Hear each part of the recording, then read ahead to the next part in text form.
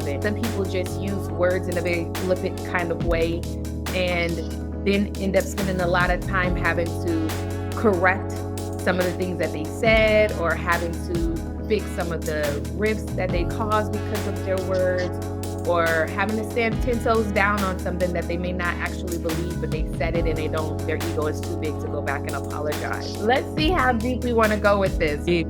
Okay, let's go deep. California is my home. DC is where I made my first major decisions for myself. It's where I made the decision to attend school, to further my education. I'm the first in my family to get an education, and I went all the way up to the doctoral level to be a role model for my children and my cousins. From a psychologically safe place, Black women are not always included in spaces, or if they are, they're not always allowed to be contributors or challengers in content and context. I always knew that I had a thing for girls, but I was born in the 80s and that just wasn't allowed.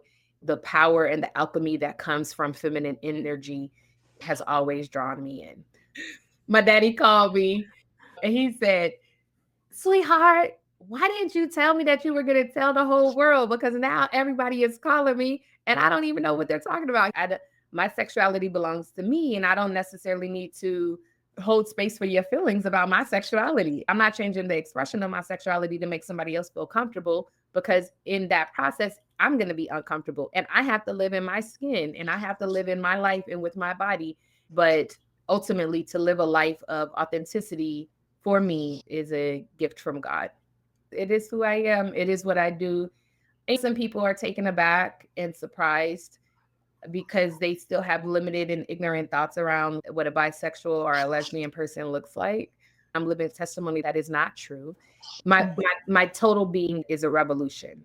I revolt daily against systems and socialization standards. I revolt against certain gender norms. I revolt against the limits that people place on me.